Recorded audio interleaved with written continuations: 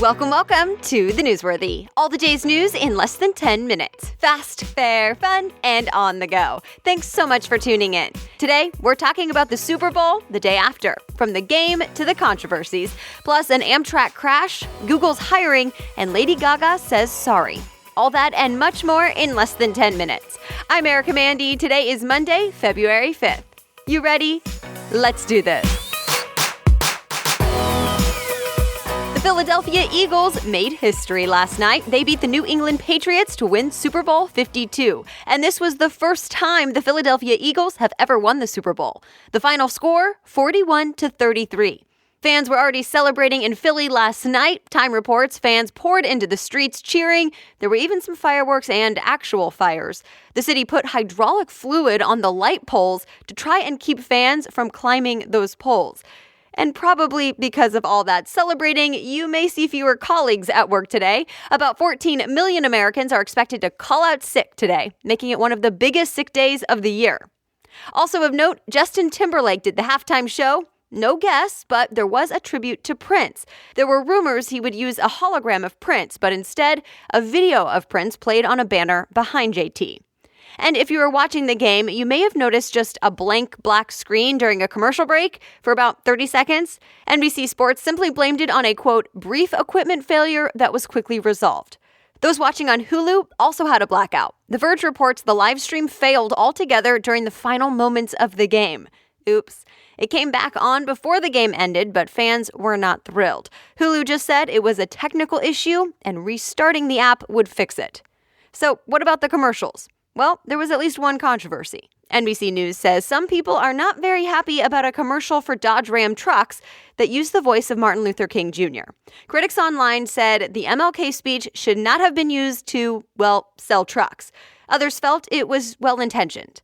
It seems one of the commercial winners was Tide. The company name was trending on Twitter. It basically tried to be every commercial and then ultimately tells you it's actually a Tide ad. And the guy telling you that was a star of Stranger Things, David Harbour. In general, advertisers focused a lot less on politics than they did last year and went more for the comedy or inspiration. NBC is having a busy week because next up is the Winter Olympics. They air on NBC starting later this week. The opening ceremony is Friday, the 9th, and the games go through the closing ceremony on Sunday, February 25th. The Winter Olympics are in Pyeongchang, South Korea. You'll likely hear the name Chloe Kim a lot during the games. She's a 17-year-old snowboarder who is already getting a lot of attention in the U.S., so stay tuned for that. And I'll be putting a link to a schedule for the games in today's show notes on thenewsworthy.com, so you can check which sport you may want to watch and when. The classified memo saga is not over yet. Democrats want their classified rebuttal to be released to the public now, and a vote is expected as soon as today. Remember, the House Intelligence Committee already voted to release a classified memo written by a Republican. And despite the FBI saying, please don't release it, it was released on Friday. So, what does it say? Basically, it claims that federal law enforcement abused its power in order to spy on a former Trump campaign official, that they relied on an unverified dossier about President Trump. Some say it shows bias in that Russia investigation. In fact, President Trump himself said, quote, a lot of people should be ashamed of themselves. Others say it's misleading and leaves out a lot of facts. We'll see if the committee will also allow the Democrats' rebuttal to be released to the public, and then it's up to the president if it actually is. Stay tuned. Unfortunately, there's another Amtrak train crash to tell you about, this time in South Carolina early yesterday morning. USA Today reports an Amtrak train was on the wrong track and collided into the back of a freight train. The train was going from New York to Miami. Investigators are still looking into how and why this happened. 2 Amtrak employees did die in the crash. More than 100 people were hurt and taken to the hospital. Reports say this was the 3rd deadly wreck involving Amtrak in just a couple of months. Actress Uma Thurman spoke out about her experience with Harvey Weinstein for the first time in a New York Times article. She says the former movie producer sexually assaulted her. He denies it. Thurman also says director Quentin Tarantino, who knew about the assault apparently, then forced her to do a car stunt for the movie Kill Bill that caused her to crash and get badly hurt. Tarantino was not commenting. All right, other things people may be talking about today. Google is hiring. CNN says the company plans to hire thousands of people across the country this year, specifically in 9 states, including Colorado and Michigan. Many tech companies have been feeling the pressure to invest more in the U.S.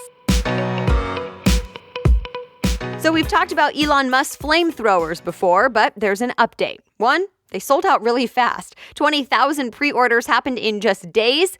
That would be $10 million worth of flamethrowers. But now there's a problem. Elon Musk tweeted he may need to rebrand it because customs apparently won't let something through that's called a flamethrower. So Elon Musk, the CEO of Tesla, SpaceX, and The Boring Company, said he's got a new name. And that new name is not a flamethrower. We'll see if it works. Guess who's back in the #1 spot for the weekend box office? Jumanji, Welcome to the Jungle.